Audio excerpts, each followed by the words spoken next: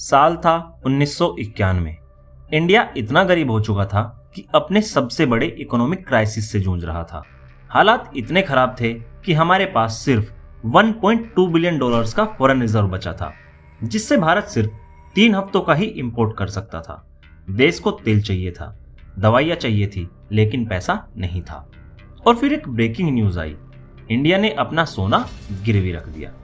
IMF से loan लेना पड़ा, वो भी कंडीशंस के साथ। पूरा देश डिप्रेशन में जा रहा था। लेकिन तब एक आदमी आया जिसका नाम न लोग जानते थे, न ही उसका चेहरा टीवी पर था।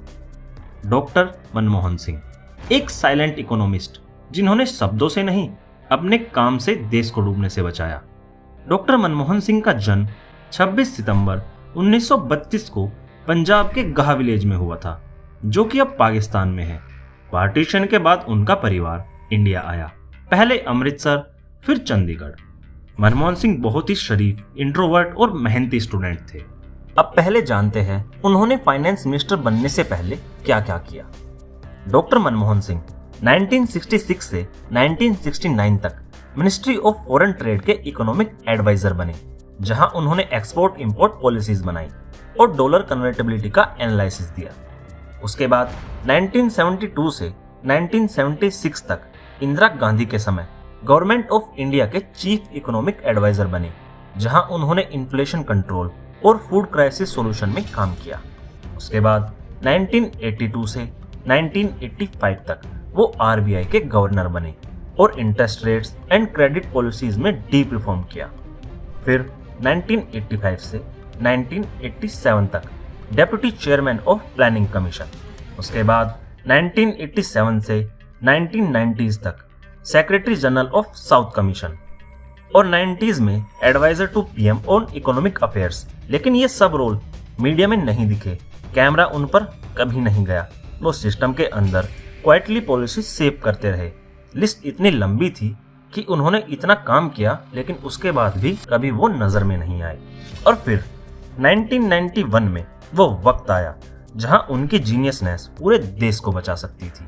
1991 का क्राइसिस कोई छोटी बात नहीं थी, जब इंडिया के पास सिर्फ 3 हफ्तों का इंपोर्ट करने का पैसा बचा था और 3 दिन के पेट्रोल का।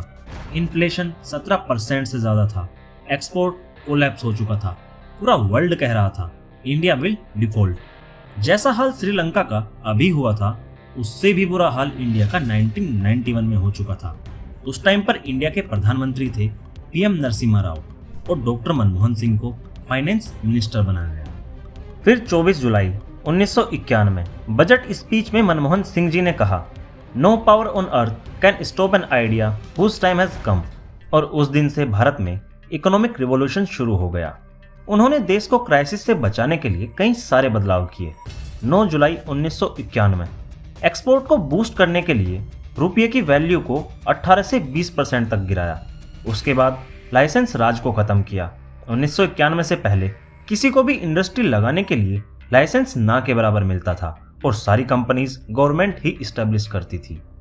लेकिन डॉक्टर मनमोहन सिंह ने प्राइवेट कंपनीज को लाइसेंस के बिना काम करने की छूट दी, जिससे इंडिया में बहुत सारी कंपनीज डेवलप हुई और production, investment and job creation में बूस्ट मिला। 1991 में ही पहली बार फॉरेन कंपनीज को वेलकम किया गया, जिनमें टेलीकॉम, बैंकिंग और ऑटोमोबाइल जैसे सेक्टर खुले। इंपोर्ट ड्यूटीज कम की, जो कि पहले 125% तक होती थी। गवर्नमेंट कंपनीज में डिसइन्वेस्टमेंट किया और लॉस मेकिंग गवर्नमेंट कंपनीज को बेचना स्टार्ट किया। पब्लिक प्राइवेट पार्टनरशिप के कॉन्सेप्ट को लेकर आए। टैक्स में रिफॉर्म किए, डायरेक्ट एंड इनडायरेक्ट टैक्सेस को सिंप्लीफाई किया। और ये सब ओवरनाइट नहीं हुआ, लेकिन हर स्टेप से मनमोहन सिंह ने अपनी इंटीग्रिटी, नॉलेज और करेज से देश को डूबने नहीं दिया। जब रिफॉर्म्स आए तो सब लोग खुश नहीं थे। लेफ्ट पार्टीज ने कहा ये कैपिटलिज्म है। पार्लियामेंट में सिंह को पर्सनल अटैक झेलने पड़े, लेकिन मनमोहन सिंह ने कहा, if we don't act now we will default, we will be humiliated.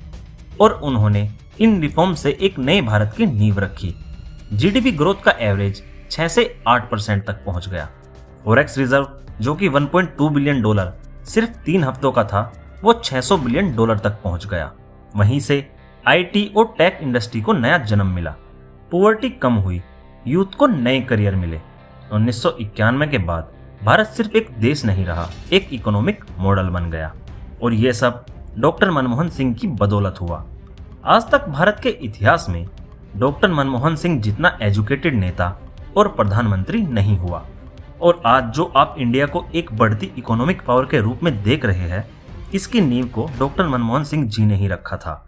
आपको क्या लगता है, क्या हमारे देश को डॉक्टर मनमोहन सिंह जैसे एजुकेटेड नेता और फाइनेंस मिनिस्टर की जरूरत है? अपनी राय कमेंट में बताएं। वीडियो अच्छी लगी तो लाइक और चैनल को सब्सक्राइब करना ना भूलें।